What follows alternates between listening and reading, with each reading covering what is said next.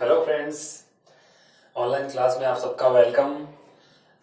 Last class में हमने discuss किया था कि एक यूनिफॉर्मली स्फेरिकल कंडक्टर या फिर स्फेरिकल सेल है, उसके अंदर उसके सरफेस पे और बाहर पॉइंट पे इलेक्ट्रिक फील्ड कितना होता है।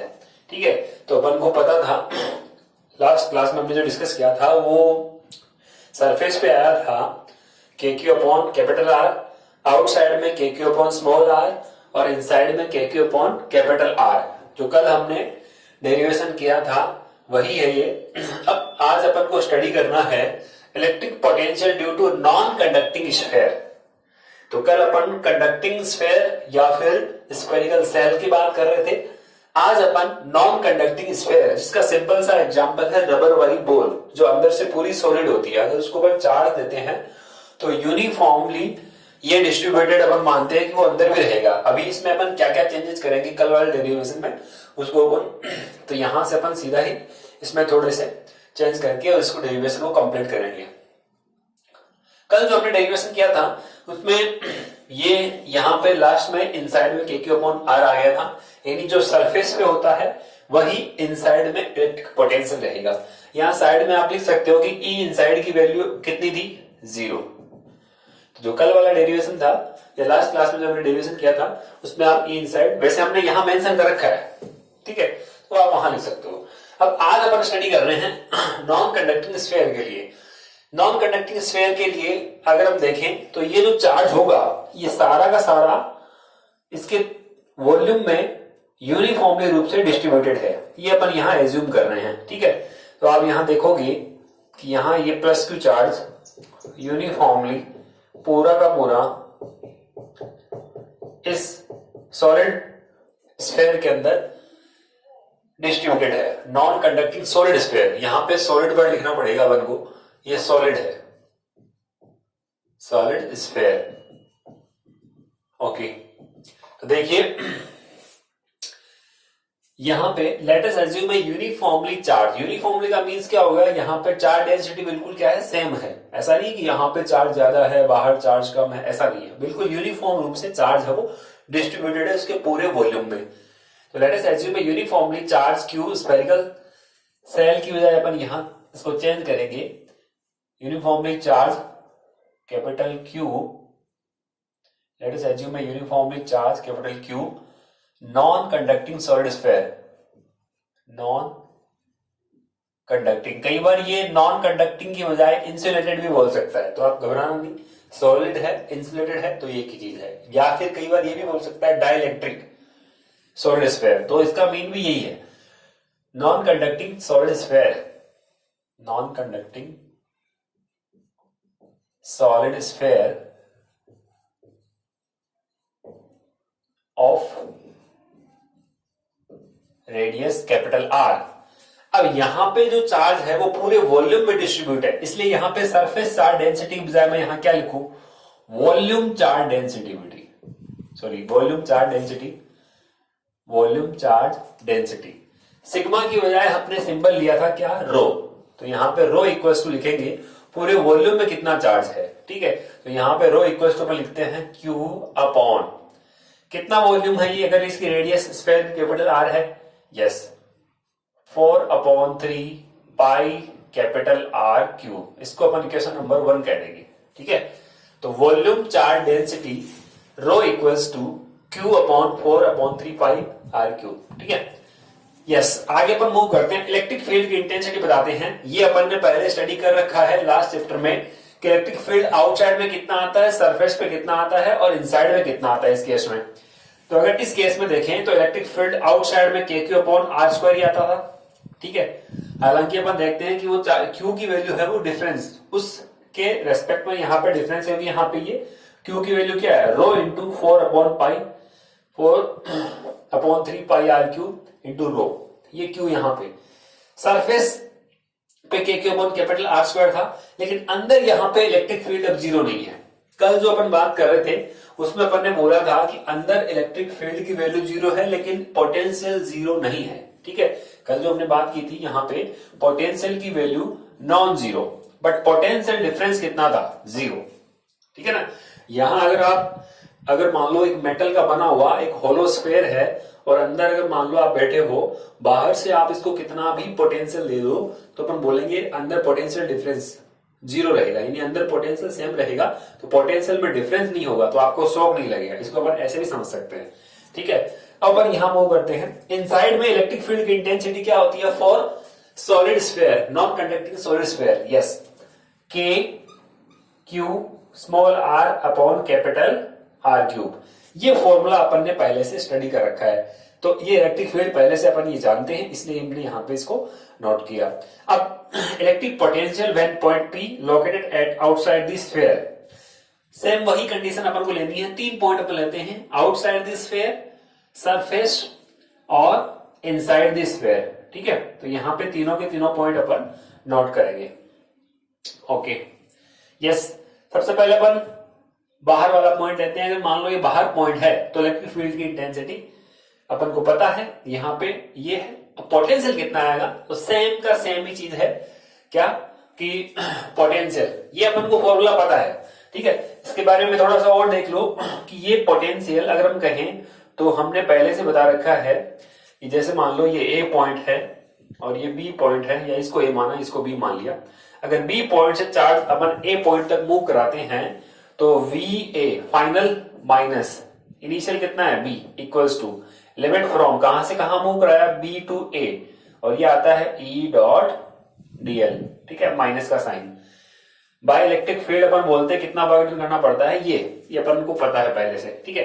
अगर ये पॉइंट बी जो हमने यहाँ पे अभी बी पॉइंट लिया था, ये बी पॉइंट में अगर इन्फिनिटी पे ले जाऊं तो यहाँ पे आप बोलोगे वी ए माइनस, अब इन्फिनिटी पे पोटेंशियल कितना होता है वो अपन को पहले से पता है, और ये ई डॉट डीएल। अगर इस पॉइंट को अपन इन्फिनिटी पे ले जाएं तो ये इन्फिनिटी पोटेंशियल कितना हो जाएगा, 0। तो यहाँ पे वी ए यानी उस पर्टिकुलर पॉइंट पे जो पोटेंशियल होगा वो लिमिट इन्फिनिटी से ए ई डॉट डीएल और ये माइनस साइन, ठीक है।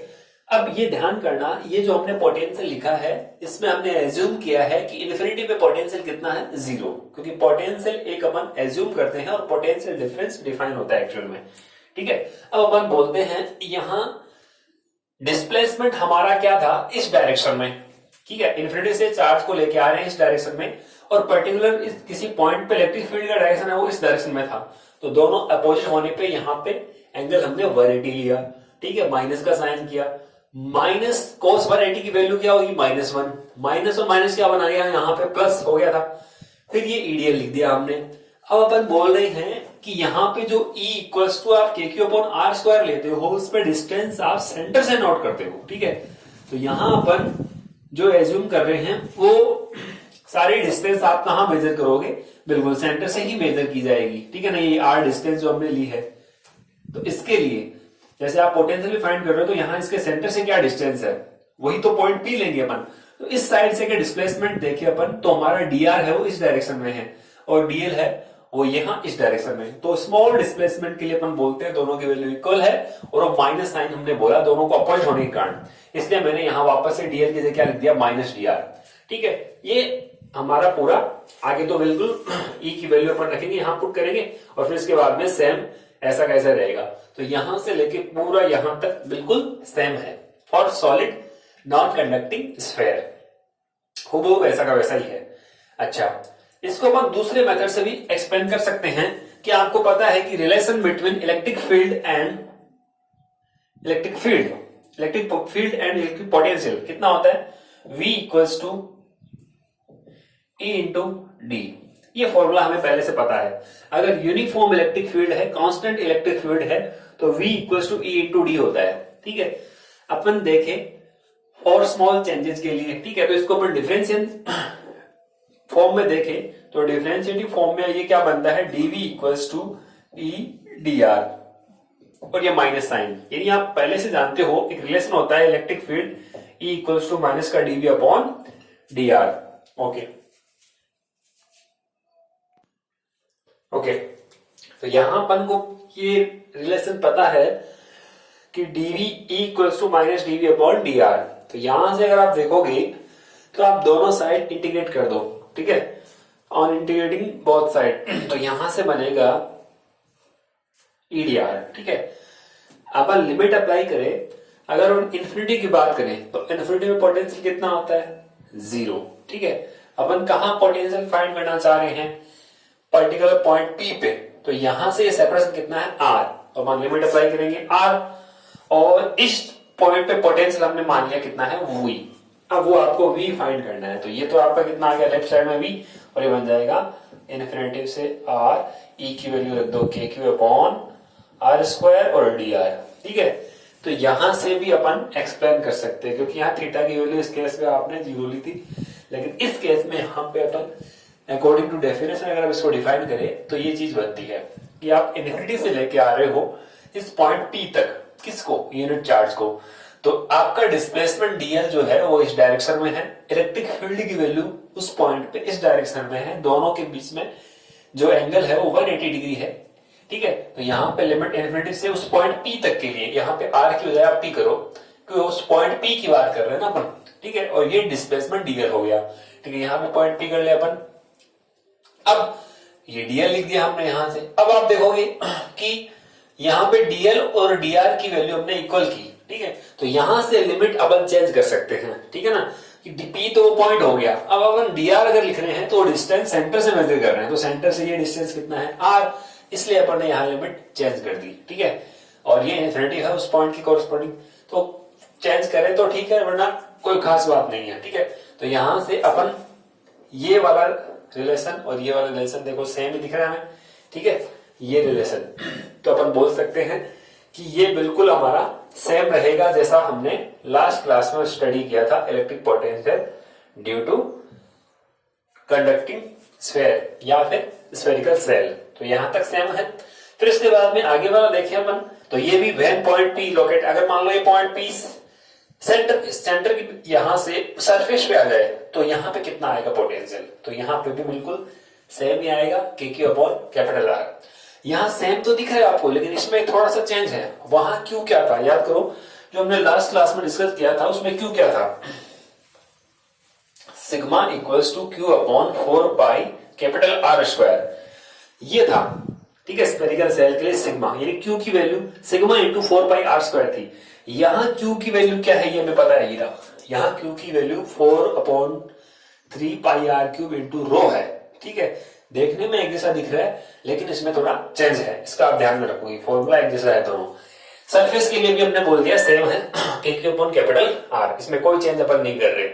नेक्स्ट, अगर मान लो पॉइंट P है वो इनसाइड हो, अब अपन यहां से चेंज करेंगे, क्योंकि हमें ये पता है कि electric field outside the sphere वो R के स्क्वायर के इनवर्सली प्रोपोर्शनल है, और अंदर की साइड में अगर देखोगे तो R के डायरेक्टली प्रोपोर्शनल है, यानी जो स्मॉल r है उसके डायरेक्टली प्रोपोर्शनल है। तो यहाँ पे इलेक्ट्रिक फील्ड की वैल्यू ये डिस्टेंस पे अलग अलग फॉर्म में डिपेंड कर रही है, यानी बाहर है वो इनवर्सली प्रोपोर्शनल है स्क्वायर के, और अंदर है वो डायरेक्टली प्रोपोर्शनल है। तो अपन क्या करें फिर? इसके लिए आपको वही बात कि इंटीग्रेशन को आपको 2 पार्ट्स में ब्रेक करना पड़ेगा। ठीक है, तो you break the integration into 2 parts. ठीक है, तो मैं यहां डायग्राम भी बना देता हूं। इसका डायग्राम अपन देखें तो छोटा सा डायग्राम भी देख लो साथ साथ में। ये स्फीयर है, ये रेडियस कैपिटल R, और ये सारा का सारा चार्ज है वो यूनिफॉर्मली डिस्ट्रीब्यूट है। अगर मान लो अपन को ये पॉइंट कौन सा लेना है, मान लो ये पॉइंट P की बात कर रहे हैं अपन। ठीक है, तो आपको केवल इतने इतने स्फीयर की बात करनी है। ठीक है, यहां पे अंदर वाला जो स्फीयर है जिसकी रेडियस स्मॉल r है। ठीक है, बाहर वाला जो अपन बोल रहे हैं ये बड़ा जो हमारा स्फीयर है इसकी तो कैपिटल R है, लेकिन अपन जो कंसीडर कर रहे हैं उसकी रेडियस स्मॉल r है, और ये स्फीयर हो गया। ठीक है, और ये पॉइंट P हो गया। इस पॉइंट पे अगर मान लो अपन को इलेक्ट्रिक पोटेंशियल फाइंड करना हो तो कैसे करें? लिमिट देखिए कैसे अप्लाई करेंगे आप। पहले आप चार्ज कहां से कहां लेके आए? इन्फिनिटी से सरफेस तक, क्योंकि इन्फिनिटी से सरफेस तक E है वो इस फॉर्म में वेरी करता है, यानी R स्क्वायर के इनवर्सली प्रोपोर्शनल होता है। ठीक है, और अगर सरफेस से अंदर जाए तो फिर वो E है वो डायरेक्टली प्रोपोर्शनल होता है। तो यहाँ पे वेरिएशन है ना इसमें, इसलिए अपन इंटीग्रेशन को 2 पार्ट्स में ब्रेक करते हैं। ठीक है, तो आप यहां से 2 पार्ट में ब्रेक करोगे, इन्फिनिटी से पहले सरफेस तक। तो लिमिट इन्फिनिटी से R सरफेस तक, EDR यहां तक। ठीक है, फिर माइनस आर से लेके उस पॉइंट तक, तो अपन यहां से उस पॉइंट तक पी बोल दो या आर बोल दे अपन, उस पॉइंट तक पहुंच जाएंगे यहां, ठीक है, जहां पे आपको फाइंड करना है इलेक्ट्रिक पोटेंशियल। ओके, अब अपन यहां पे इसको लिख देते हैं अभी, ठीक है। तो V इक्वल्स टू क्या आएगा, ये तो कितना आएगा ई डी आर, ये तो अपन ने पहले ही डिराइव कर रखा है कि सरफेस के लिए कितना आता है, ये के क्यू अपॉन कैपिटल आर, ये लिख दिया मैंने माइनस का साइन, ये वाला। अच्छा ये कितना आएगा, तो यहाँ पे पहले आप इलेक्ट्रिक फील्ड की वैल्यू लिखो, यहाँ पे इनसाइड में इलेक्ट्रिक फील्ड जीरो नहीं है, ये कितना है ये, तो इक्वेशन नंबर 2 से, तो यहाँ पे आप लिख सकते हो फ्रॉम इक्वेशन 2, बोलो माइनस का साइन है कैपिटल आर, स्मॉल आर तक ये लिमिट, इनसाइड की value K Q R upon capital R cube, sorry K Q small R upon capital R cube, ये बनेगा, और इनटू में क्या है डी आर, ठीक है। के constant, Q constant, capital R radius of sphere, ये कांस्टेंट, ये इंटीग्रेशन से बाहर आ गई, ठीक है। तो यहाँ पे ये बनेगा हमारा के क्यू अपॉन आर माइनस के Q upon capital R cube, ठीक है। अब आर डी आर का इंटीग्रेशन क्या आता है, यानी एक्स डीएक्स का इंटीग्रेशन, पहले फॉर्मूला आपको पता होगा, एक्स की पावर एन डीएक्स का क्या होता है, एक्स की power N plus one upon N plus one, और साथ में कुछ कांस्टेंट आता है प्लस सी, ठीक है। यहाँ लिमिट अप्लाई कर रखी है इसलिए कांस्टेंट आएगा नहीं, तो इसका इंटीग्रेशन एक्स की पावर यहाँ कितनी है, अगर मान लो 1 माने तो 1 प्लस 1 2 हो जाएगा, 1 प्लस 1 2, यानी x square by 2। Similarly R D R का इंटीग्रेशन क्या आएगा, आर स्क्वायर अपॉन 2, ठीक है।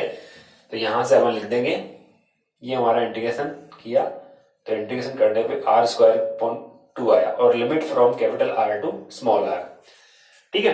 अब आप लिमिट अप्लाई कर दीजिए, तो v इक्वल टू क्या बनेगा, K Q upon capital are minus, यहां से अपन देखें तो 2 को बाहर ले लीजिए आप, और ये क्या बनेगा K Q upon 2 are cube, ठीक है, और ये आ जाएगा आर स्क्वायर माइनस, ठीक है, capital R square.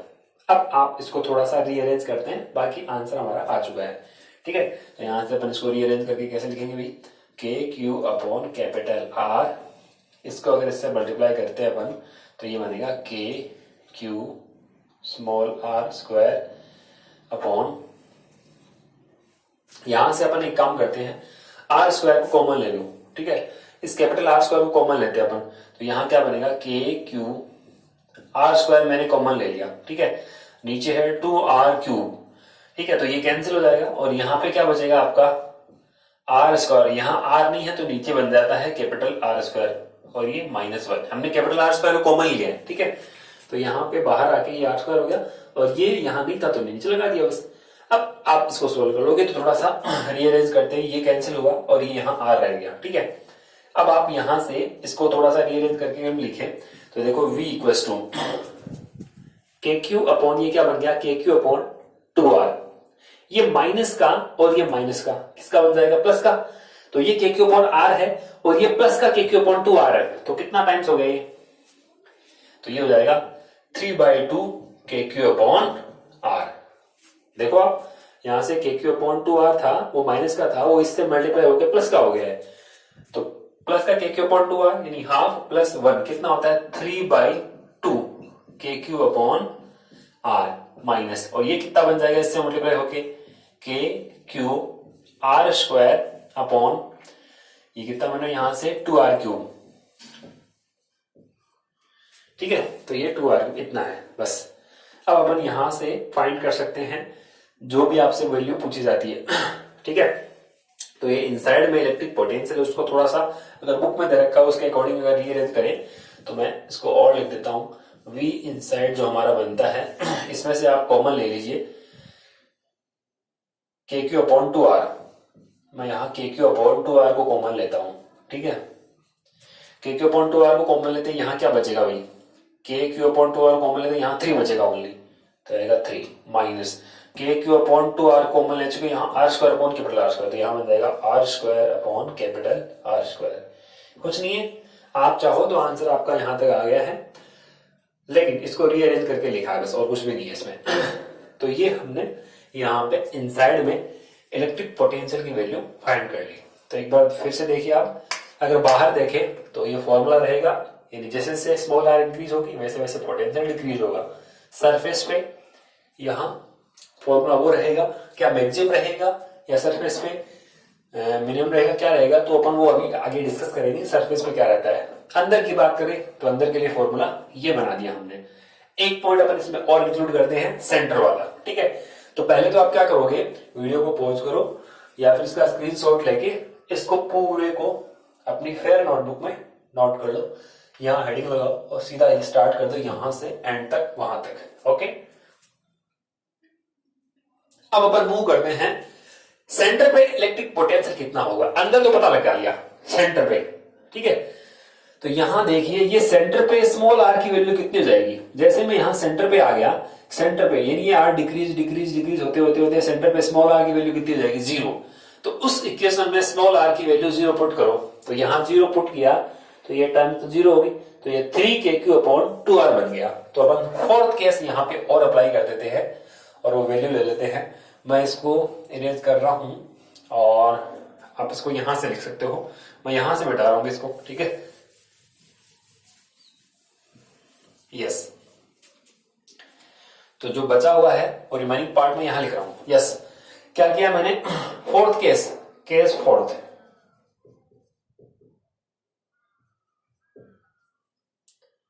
Potential at the centre of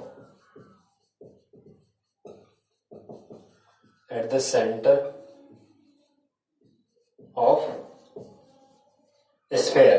तो सेंटर पे अपन बोलेंगे यहां पे स्मॉल आर की वैल्यू कितनी हो जाएगी, 0 हो जाएगी। ठीक है ना, तो उस इक्वेशन से इसको अपने बॉक्स में डाल देना और इसको बॉक्स में डाल के इक्वेशन नंबर इसको डाल देना 4 5। तो यहां पे आप डालोगे इसको इक्वेशन नंबर 5, तो ये इक्वेशन नंबर 5। ठीक है, यस, अब अपन यहां से क्या करेंगे, इक्वेशन 5 से आप आर की वैल्यू वहां 0 पुट करोगे तो वी सेंटर C4 सेंटर क्या बन जाएगा, 3/2 KQ/R। ठीक है, KQ/R देखो कहां है, सरफेस पे। ठीक है, इसका मतलब सेंटर पे जो इलेक्ट्रिक पोटेंशियल होगा वो सरफेस का कितना टाइम्स होगा, सरफेस का 3/2 टाइम्स, यानी 1.52 टाइम्स होगा सरफेस का। तो कहां पर इलेक्ट्रिक पोटेंशियल की वैल्यू मैक्सिमम होती है, तो आपको ध्यान में रखना है, for non conducting sphere, solid sphere की अगर बात करें तो सेंटर पे इलेक्ट्रिक पोटेंशियल हमेशा क्या रहेगा, मैक्सिमम रहेगा। और कितना टाइम सरफेस का, 1.5 गुना, यानी 3/2 या फिर 1.5 टाइम्स है वो ज्यादा रहता है। ठीक है, तो ये चारों पॉइंट्स ध्यान में रखने हैं। अब इनको कंपेयर करके आपको तैयार करना पड़ेगा। ठीक है, इलेक्ट्रिक फील्ड कितना होता है स्फेरिकल सेल के लिए, इलेक्ट्रिक पोटेंशियल कितना होता है। सिमिलरली अपन बोलेंगे नॉन कंडक्टिंग सॉलिड स्फेयर के लिए इलेक्ट्रिक फील्ड कितना होता है, इलेक्ट्रिक पोटेंशियल कितना होता है। तो इन चारों को कंपेयर करके आप इसको तैयार कर सकते हो, वरना बहुत बड़ा कंफ्यूजन होता है। ठीक है, तो यहां से आप बोलोगे कि ये, अच्छा, इसमें अगर आपसे पूछे कि स्फेरिकल सेल के लिए सेंटर पे कितना आता है, स्फेरिकल सेल के लिए जो लास्ट क्लास में किया था, तो आंसर है जितना सरफेस पे होता है उतना अंदर रहेगा, यानी अंदर पे भी बिल्कुल सेम ही रहता है। तो सब जगह सेम है, इसका मतलब सेंटर पे भी उतना रहेगा KQ/R। लेकिन यहाँ केस अलग है सॉलिड स्फेयर के लिए, और वो कितना आता है, 1.5 टाइम्स ऑफ सरफेस। यहाँ पे कितना आएगा, अगर मान लो आपको पर्टिकुलर कोई क्वेश्चन में आर की वैल्यू दे दे तो आप आर यहाँ पुट करके आंसर सोल्व कर सकते हो। ठीक है, तो ऐसे क्वेश्चन मैं असाइनमेंट में आपको दे दूंगा, आप सोल्व करना इनको अच्छे से। अब इसका ग्राफ प्लॉट करते हैं अपन, जैसे लास्ट क्लास में हमने ग्राफ प्लॉट किया था, सिमिलरली अब भी हम यहां से ग्राफ प्लॉट करेंगे। क्या आएगा, ओके, तो यहां नेक्स्ट हमारा रहेगा, इसके आगे अपन मूव करते हैं, कर्व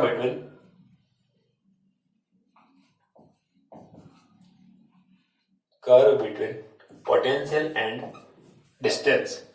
ठीक है, पोटेंशियल एंड स्मॉल आर के बीच में कर्व ड्रॉ करते हैं। तो देखिए कैसा बनेगा ये कर्व। वाई एक्सिस पे अपन को लेना है क्या, पोटेंशियल। ठीक है, एक्स एक्सिस पे अपन रखना है डिस्टेंस को। ठीक है, यहां पर ले लेते हैं small r less than capital R, यहां R equals to capital R और यहां ग्रेटर देन कैपिटल आर। ठीक है, सबसे पहले अपन बात करते हैं सेंटर की। तो बोलिए सेंटर पे इलेक्ट्रिक पोटेंशियल क्या रहेगा, मैक्सिमम। तो यहां ये वाली वैल्यू रहेगी मैक्सिमम, ठीक है, ये सेंटर है मान लो, ठीक है। फिर इसके बाद में आप देखोगे सेंटर से लेके सरफेस तक ये वैल्यू क्या करती है, डिक्रीज करती है। कैसे पता है, ये इनसाइड, ये आर पे डिपेंड कर रहा है। देखो जैसे जैसे अपन सेंटर से अपन आगे बढ़ रहे हैं, ठीक है, तो स्मॉल आर की वैल्यू इंक्रीज हो रही है। स्मॉल आर की वैल्यू इंक्रीज होगी तो ये टर्म इसमें से कुछ माइनस हो रही है, इसका मतलब वी इनसाइड डिक्रीज होगा, ठीक है। तो ये डिक्रीज होगा ये टर्म, तो अपन यहां से बोलेंगे ये डिक्रीज हो रहा है, तो ये डिक्रीज होगा कहां तक, सरफेस तक। तो ये डिक्रीज होता हुआ आप दिखाओगे इसको ऐसे, ठीक है। फिर इसके बाद में अपन बोलेंगे जो सरफेस पे वैल्यू रहती है वो कितनी आएगी, तो सरफेस पे अपन बोल देंगे के क्यू अपॉन, तो इसको मैं डैश जैसे शो कर दूंगा, ठीक है। अब यहां से बाहर निकलने के बाद क्या होगा, तो जैसे आप स्फीयर से बाहर निकल जाओगे फिर ये कैसे वेरी कर रहा है, इनवर्सली प्रोपोर्शनल है आर के, ठीक है। तो इसका ग्राफ तो हाइपरबोलिक आएगा, तो ये ग्राफ आप ऐसे बना देना। तो ये कुछ कर्व ऐसा आता है, यानी सेंटर पे जो वैल्यू रहती है वो क्या रहती है, मैक्सिमम। कुछ ऐसा सा ग्राफ अपन को बनाना है, ये ग्राफ ड्रॉ करना। ध्यान रखना स्ट्रेट लाइन नहीं है, ये यहां से कुछ कर्व के फॉर्म में ऐसे डिक्रीज हो रहा है, ठीक है ना। तो ये यहां VC है, सेंटर की बात कर रहे हैं VC, ठीक है। और ये है VS, और ये यहां V इनसाइड, और ये यहां है V आउट, ठीक है। बस ये ग्राफ आपको प्लॉट कर देना है। सेंटर से R तक तो डिक्रीज हो रहा है, किस फॉर्म में, इस इक्वेशन के अकॉर्डिंग, और सरफेस से बाहर निकलते ही ये इस इक्वेशन के अकॉर्डिंग ये डिक्रीज होता है, ठीक है। तो ये ग्राफ आप प्लॉट कर लेना वीडियो को पॉज करके, ओके। तो ये सारे अपन ने यहाँ डेरिवेशन वगैरह पूरा कंप्लीट कर लिया, ग्राफ भी प्लॉट कर लिया है, ठीक है। ये डिस्टेंस R है, इसके बीच में हमने ग्राफ प्लॉट किया है, ओके स्टूडेंट्स। तो यहाँ इक्वेशन नंबर 5 के बाद में यहां से नोट करोगे केस 4, फिर इसके बाद में ग्राफ प्लॉट करोगे, और ग्राफ प्लॉट करने के बाद में आपको क्वेश्चन दे रहा हूं उनको आप सोल्व करोगे, ओके स्टूडेंट्स। इनमें अगर कोई कंफ्यूजन हो तो आप डिस्कस कर सकते हो, ठीक है, ओके।